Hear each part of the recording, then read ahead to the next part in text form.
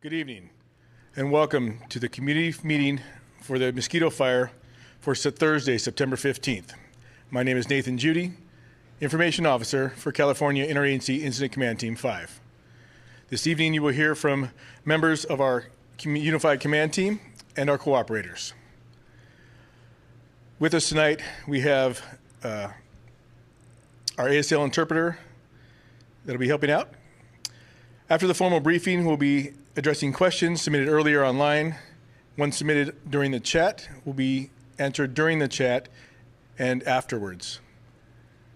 The fire is currently at 67,669 acres, 20% contained, with a total of 3,873 personnel assigned to this fire. Starting us off tonight is going to be our Operations Section Chief, Dave Saldivini. Good evening, Dave Soldivini, Operations Section Chief with Team 5. What's gone on in the last day is coming up from the middle fork down here. The work that's been done to secure the foot of the fire down here continues. A combination of tactical firing operations and good hard work from the crews getting in there to mop up and really put out the edge of the fire to secure the perimeter. And that work's continuing with the mop up all the way along the developments along Forest Hill Road, going out to Chicken Hawk Ridge and out the old carriage road and out along the Forest Hill Road out to the northeast. The firing operation that we completed the other day out to Deadwood Road, we continue to mop up, monitor that, make sure it holds. And the firing operation that was brought down the Deadwood Road to create this big buffer to keep the fire from blowing out, we're mopping that up as well to make sure that we've got a good solid anchor point up there. Taking off from up here at the edge of the fire, we're prepping the Forest Hill Road out towards the east, working several different opportunities that we found to try and bring the fire down to the south. The critical piece being down here on the north fork of the middle fork of the American River is just a nasty, rocky canyon, and the crux of the problem right now is finding a way across that's going to work. Simultaneous with this are efforts further out to the east with areas we know that we can put in line and make sure we have good line, indirect to the fire, but in anticipation of the fire moving. That continues on down kind of in the area of Robinson Flat and Duncan Peak towards French Meadows Reservoir. And then from French Meadows Reservoir, looking, we have the middle fork right here running in kind of southwest to northeast direction, finding where at the head we can come across this right around the French Meadows Dam, and then come down and use road systems that are being prepped as line in anticipation of the fire continuing moving to the east here. And also looking for opportunities in this nasty river canyon where we can come across and try and cut that off in case the fire starts to push that way, or I should say when the fire pushes that way. Those of you familiar with the area, coming down the roads in here towards Ramsey Crossing, we've had the fire start moving in this direction and hit the road in several places, 11 Pines Road. So we're actually firing along that road ahead of the fire to keep the intensity down and keep the fire on the right side of the 11 Pines Road, on the west side of 11 Pines Road. And then coming to the south from there, the indirect line that we've put in, dozers, roads that have been prepped, and out to Devil's Peak, making sure that that's all good in anticipation of the fire coming to this area, and planning for some tactical firing operations from here to the south, down into the Rubicon, and then coming across and up towards Wentworth Springs. The line that we're prepping there is going to be along the Wentworth Springs to the Sweet Pea Road, and then coming up in what we're calling Division Charlie around Stumpy Meadows. In this area, we're bringing a little fire just ahead of the main fire to create that bigger fire break in case it decides to come out of the Rubicon River. Now we get into an area that we've been working for quite a while. So we're patrolling and mopping up along here. Had some enormous success in the last 12 hours identifying line through here that we're able to call contained. So we should be seeing the percentage going up significantly in the current reports. And that's been real successful all the way to the north of Quintet, out to Volcanoville, out the Volcanoville Road, and into where we turned the corner at Buckeye Peak and started coming back down to where I started on the Middle Fork, and that chunk of line that was burned several days ago, we continue to mop up and make sure that's good, secure line. End of report. Thank you, Chief. Next up is going to be our fire behavior analyst, Jonathan Pangburn. Good evening, Jonathan Pangburn, Fire Behavior.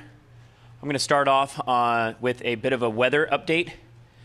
Still that highly persistent southwest flow, wind out of the southwest pushing to the northeast. We're expecting that to continue over the next few days, but there is a bit of change in the weather with that in mind. In advance of an upcoming trough or slightly colder and wetter system coming in, we're going to have some stronger winds. Tomorrow is a little bit similar to today, and then starting Saturday, we're going to have a stronger wind system, but increased humidities and lower temperatures. It's going to get much colder as a system comes in from the Gulf of Alaska and comes down into continental United States and really changes the system for us here. Somewhere around Saturday night to Sunday morning, we should be seeing some precipitation, some measurable wetting rains through Tuesday, possibly into Wednesday period. There's about an 80% chance of at least a quarter inch, and at this point the Weather Service is forecasting about a 50% chance of possibly greater than an inch of rain. But that is, of course, over multiple days, so it's a little bit of showers here, and then a break, and a little bit of showers again. So it's not all one large rain event. And that's a bit of a mixed blessing here. The increased winds are certainly not going to be favorable. That is going to continue to have the possibility to throw more embers in front of this fire and create spot fires, which would not be helpful. But on the other hand, of course, the moisture is a welcome relief for all of us in drought-stricken California. So how does that affect fire behavior? Well, first and foremost, before that system comes, this area in the northeast, so kind of the Deadwood and Chicken Hawk and out Forest Hill Road into the northeast, we're seeing a lot of smoke impacts where the wind is pushing the smoke over another part of the fire, and it's starting to settle that down, which is helping the firefighters with some more of their mop-up activity for those lines you heard discussed that are going to be really important for taking any steam out of it if it tries to make a run past Forest Hill Road. The smoke is coming from this area down here, though, in the Ramsey Crossing down to Devil's Peak and out, not quite to Stumpy Meadows, but really more of this Devil's Peak, Ramsey Crossing area. That right there is creating the greatest amount of growth on the fire. If you're looking, especially from down the hill, and you see some plumes of smoke start to rise above the general rest of the haze, that's generally these areas right here developing the most. It's growing about maybe half mile a day, and it's starting to chunk in front of itself.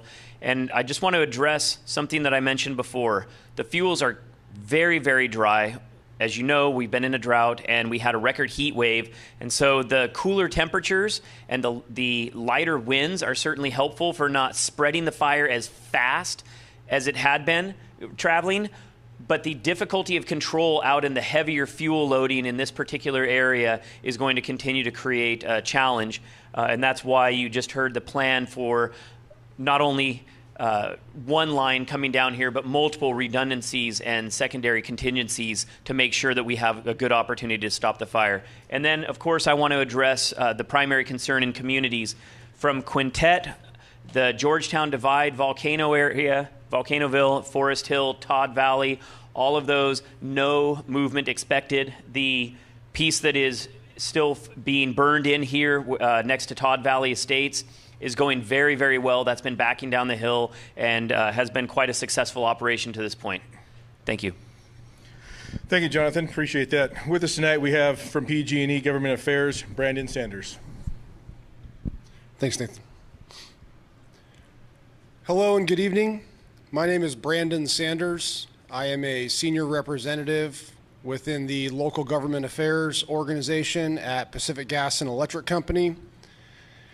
Here this evening to provide you with an update about PG&E's efforts in support of our customers and those communities impacted by the Mosquito fire.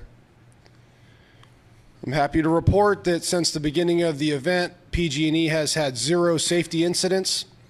Our coworkers continue to work at a safe and determined pace.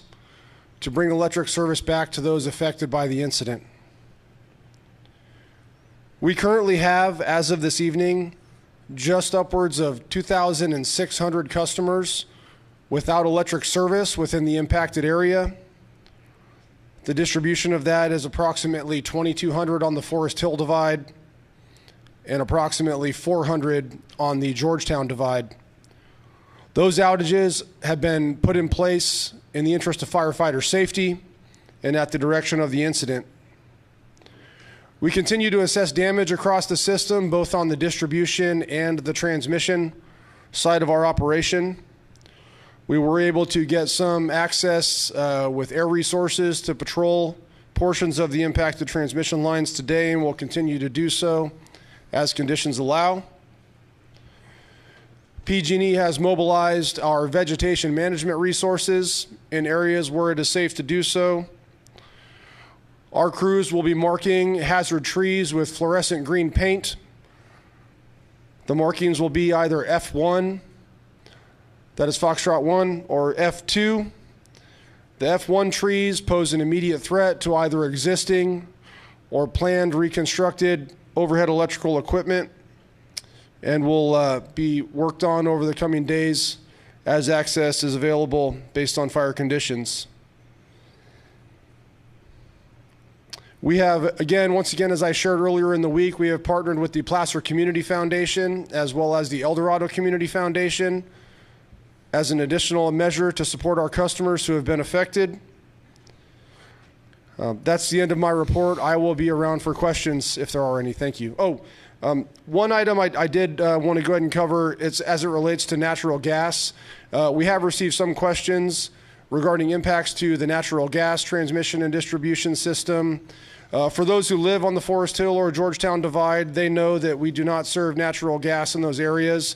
But for others who might have an interest, there is no impact to PG&E's gas operation as a result of this event. Thank you. Thank you, Jonathan. Thank you, Brandon. Appreciate that. Next up with our Placer County Sheriff's Office, Lieutenant Josh Barnhart. Good evening. We'll start with the map again. And again, for live updates on the map, please go to our social media platforms or placersheriff.org. We had a good question today about evacuation zones, and as you can see, the zones have not changed. We did a video earlier on our social media about what affects those zones and repopulation. And the question was, what if I'm not in the fire-affected area? I think we explained that there are many issues that come with that fire-damaged area and the preparation for that. I think people get that. But we did get a question about what if I'm outside the fire zone and how quickly can we repopulate? And as we saw on Tuesday, fire conditions can change very quickly. There are known and unknown factors with how fast a fire can travel, and combined with the population of a specific zone and the resources available to evacuate that quickly. So again, we don't want to repopulate an area too quickly in case the fire does change and we would have to re-evacuate that area. That would pose a danger, obviously, to you, and it would hamper the firefighting efforts. As far as notifications, we did put a post out earlier as part of our effort to keep the community apprised. We'd like to get in touch with residents that live on the following streets or roads: Bath Road, Mosquito Ridge Road, Low Street, Chicken Hawk Road. Again, the following streets: Bath Road, Mosquito Ridge Road, Low Street, and Chicken Hawk Road. The phone number that you can call is area code 530-886-5390. And if you missed that, you can go back to an earlier post that does have that information in there. One change for today was the temporary RV trailer evacuation point located at the Auburn Regional Park Gym is now closed. However, they are accepting those at Sierra College. Again, that's 5100 Sierra College Boulevard. Thank you. Thank you, Lieutenant. Appreciate that. Next up from El Dorado County Sheriff's Office, we have Sergeant Anthony Principe. Thank you and good evening. Anthony Principe, Public Information Officer for the El Dorado County Sheriff's Office. I want to start off and say we have no new evac orders or warnings in the area. That also means I don't have an update on repopulation. However, after me, the Unified Incident Commander is going to be speaking specifically on fire activity in regards to repopulation, so please stand by for that.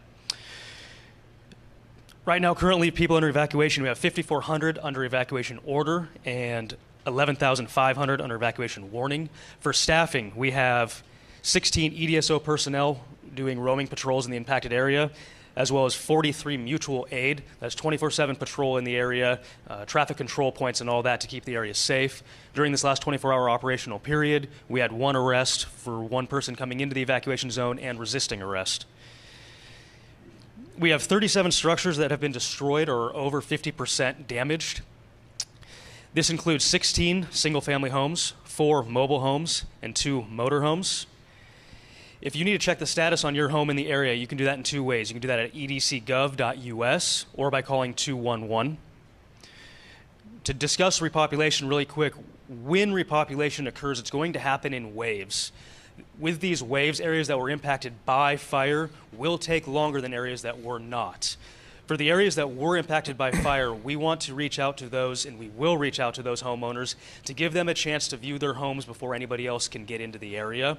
We will be contacting those homeowners personally to set up those escorts. Also, when repopulation in an area occurs, citizens will be informed by our RAVE alert system. That is set up through ready.edso.org. If you haven't already signed up for that, please do. Our county animal services is currently caring for 332 animals in 3 shelters and has room for more. If you have been evacuated and you need any help for your animals, that's feeding, watering, or if they need to be sheltered, please contact Animal Services. The phone number for them is 530-621-5795. There are 2 human shelters that are currently in operation in El Dorado County, one at Green Valley Church in Placerville and one at the Cameron Park CSD. We currently have 88 evacuees and capacity to hold more. Lastly, for financial donations, please visit the El Dorado Community Foundation at eldoradocf.org. Thank you. Thank you, Sergeant. Appreciate that. Next up, we're going to bring up one of our Unified Incident Commanders from Cal Team 5, Carlton Joseph. Good evening, and thank you for taking time out of your evening to join us tonight. I hope to share a few things from my perspective that hopefully help you better understand where we're coming from. Today is day 7 for Team 5's assignment here on the incident. We continue to work in unified command with our partners from CAL FIRE, and it's an outstanding relationship. We're working hand in hand really well together. We are resolute in our commitment to continue to protect life, property, the critical energy and water infrastructure, along with public lands and ecological and cultural resources in the area. We understand certainly the many of you who are affected by the fire in the local communities. Each day we continue to plan and continue to commit resources in those areas to put them into a condition where it's safe for you to return. You should be hearing a little bit more throughout the evening, most notably when some of the questions are answered in your chat room, I would suppose. I know there's a high level of interest. Just be assured that each day that we continue to focus on that. As far as the big picture with this fire, you've heard from our operations chief, fire behavior analyst, that it's quite the challenge. Our north and south lines are beginning to take shape. We continue to work hard to contain those. In the big picture, our intent is to try and pinch the top and the southern corners on this and try and work inward. As you can see from the map, there's quite a bit of open ground out there, and that ground is quite treacherous. It's extremely rough. You've got deep river canyons. You've got fuels that are extremely dry and volatile, and certainly reactive to the weather. So a lot of challenges to firefighters and firefighter safety. We look forward to continue to work with our cooperators, our partners, and we hope the best for you, and we're doing the best for you each and every day. Thank you very much for your time. Thank you, Carlton. Appreciate that. So that concludes the formal portion of our meeting. Next, we're going to go into questions and answers to answer some of those questions you emailed earlier online and the ones submitted in the chat. First up, we're going to bring one of our Unified Incident Commanders up from CAL FIRE, Dusty Martin. Yeah, good evening, everybody. My name is Dusty Martin. I'm one of the Unified Incident Commanders, and we've been getting a whole lot of questions recently about repopulation, and I'm here to speak to you about the Dorado County side. So on the 13th, we had the fire from the Dorado County side spot across the River Canyon and go over to the Placer County side, which caused a major firefight in the Forest Hill community. So over the last couple of days, our firefighters have been working really hard to establish control lines, use our contingency lines that were already in place, and strengthen those control lines over on the north side of the river. So as our operations spoke to, that's this area right down here. And as he started his speech, he talked about a firing operation that we've been working on. The firefighters out there have been working on that all day long today, and they're within about 800 feet of bringing that fire all the way down to the river. So one of our major concerns is to make sure that that fire doesn't spot back across the river drainage to the south and then make a run back up to the canyon and come back into the Georgetown area and the divide up there. So as our folks are working extremely hard to secure that perimeter there on the west end of the fire, that is our number one concern. And as you've heard from my partners here prior to me, it is one of our top concerns to get each and every one of you back into your residence. And we are having meetings daily to do that. But with that, we want to make sure it's safe and it's the best time to get you in. As you heard from our law enforcement partners prior to this, we do not want to repopulate an area that we then have to re-evacuate shortly thereafter. So as we get through through tonight and in tomorrow, and with hopes that we can get that finished up tonight and burned in and then get it really mopped up, that'll then give us that ability to really start having some really good discussions on the repopulation. Our number one goal is to make sure it's safe to do so and make sure that there's minimal threat back to the community. That is a really key piece for us through the nighttime hours to get that last 800 feet burned down to the river so we have continuous line, and then to allow that to buffer in, then to come behind it and mop it up and make sure none of the hot spots are there. I assure you, we do not take this lightly with each and every one of you being out of your homes, and we are doing everything we can to get you back into your residence, and we will do so as soon as possible. Thank you. Thank you, Chief. Appreciate that. Next, we have a question for PG&E, so we're going to bring it back up Brandon Sanders. Hello again. Brandon Sanders, Sierra Division Government Affairs, PG&E. We have a question from the viewership. Will PG&E be picking up the logs and debris left after the vegetation management projects conducted this past summer along Volcanoville Road? So this is a two-part answer. The first, I'll speak to work occurring prior to the wildfire. Customers have the opportunity to opt in to wood management work under a wildfire premise. So that would be wildfire wood management at pge.com. That is specifically for large diameter material remaining after a wildfire. The general practice is to chip anything that'll fit in the chipper. And the large diameter material is technically the property of the landowner, but under a wildfire situation, there may be an opportunity for PG&E to off-haul that material. If it was work done under our routine or enhanced vegetation management programs occurring prior to the fire event, I would encourage you to send an email to wildfiresafety@pge.com. We can certainly come out and chip the smaller diameter material if that was left on site. That sometimes is the case. We come through, work through a circuit area, and we may not have a chipper that day, so the crews sometimes re-enter the area to go through and do all of the chipping sometime shortly afterward. But yes, so for the wildfire wood, that would be wildfirewoodmanagement@pge.com. And you can email wildfiresafety@pge.com if you have concerns about prior work occurring on your property. Thank you. Great. Thank you, Brandon. Appreciate that. Next up, we had a question for Placer County Sheriff's Office that we're going to bring back up, Lieutenant Josh Barnhart.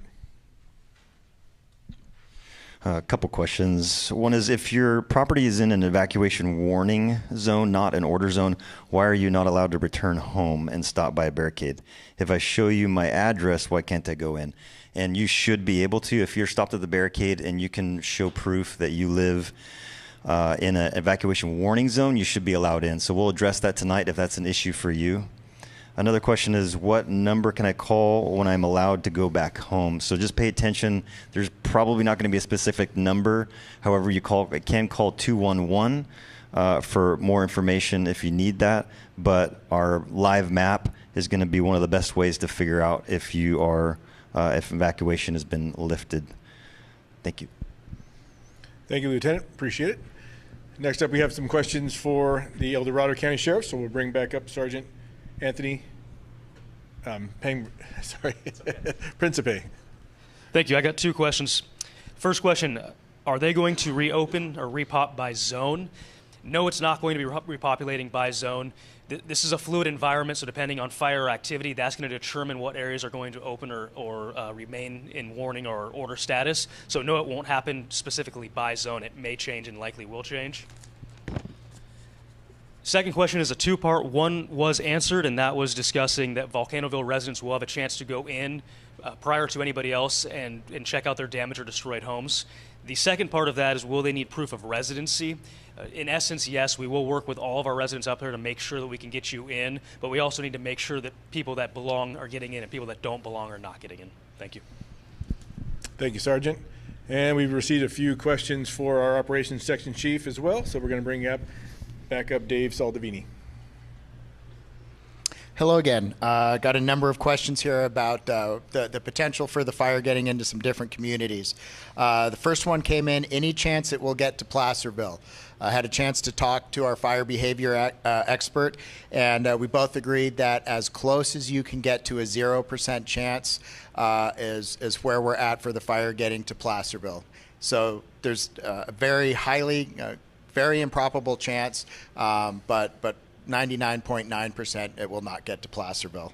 What is the likelihood the fire will reach the Cedars and Serene Lakes up near Soda Springs? Similar answer. The fire is just very, very, very unlikely to get there. Is there a conceivable way that could happen? Yes, but it's so many things would have to come into alignment for that to happen. It's not something we're going to see with the conditions we're currently expecting. And then lastly, can the fire get to Truckee, even further than Soda Springs? And again, in that the current situation we're seeing with the weather coming in, with the efficiency of the work that we're doing, it's as close to saying no as I can get and still be honest with you, because there is that completely improbable chance of something like that happening. Moving on from those questions, got a couple questions here about the rains coming in and what kind of help that's going to be to us. So it's a double-edged sword here. In front of a rain system, a low pressure coming in, you're going to see increased winds before the rains arrive. And that wind can push the fire and increase the fire behavior, just like blowing on a campfire. And so while those winds in front of it could cause some problems, the rain, if it does arrive, and this time of year, sometimes these storms, they say they're coming, and in the last 12, 24 hours, they don't show up. If that rain does arrive, that is going to help us. That is going to retard fire growth significantly, based on the most current forecast, for several days during the storm, and then for a short period afterwards. And then the last question is, are we still aiming for mid-October for 100% containment? We've been saying that October 15th is the date that we expect 100% containment, and that is still our best estimation of that. And to give an idea of the amount of work that has to go into getting to that 100%, this is approximately 21, 22 air miles north to south of fire that we still need to get line around. We need to get fire to that line, and then we need to mop that up. And that's air miles. You think of the up and down of all of these river canyons, the ins and outs of all these roads and ridges that we're going to be using to get this buttoned up. There's still an enormous workload in front of us out here before we can get to that 100% containment. But I would like to point out the hard work of the firefighters that we are doing, getting this containment here on the southern edge around these communities in Volcanoville and Quintet and up in Forest Hill and the surrounding communities there. We've gotten good containment where most of the folks are living, and we're going to just keep pushing that out to the best of our ability with hard work to get that 100% containment. If we can do it before October 15th, we have every intent of doing that. We want to get to 100% as soon as possible. Thank you. Thank you, Chief. That's the answers, the questions that we've received this evening. We appreciate you continuing to submit your questions online and through email. With that in mind, we are changing the email address for our meeting or for our fire. So please write this down. The new email for the fire is 2022.mosquito@firenet.gov. That's 2022.mosquito@firenet.gov. That will be reflected in our updates and on our websites. So please continue to submit those questions online or in email early so we can answer those for tomorrow night's meeting. I want to thank you for tonight. I want to thank our ASL interpreter. Cameo, thank you. Appreciate that. But again, thank you for joining us. We appreciate that. We'll see you tomorrow night.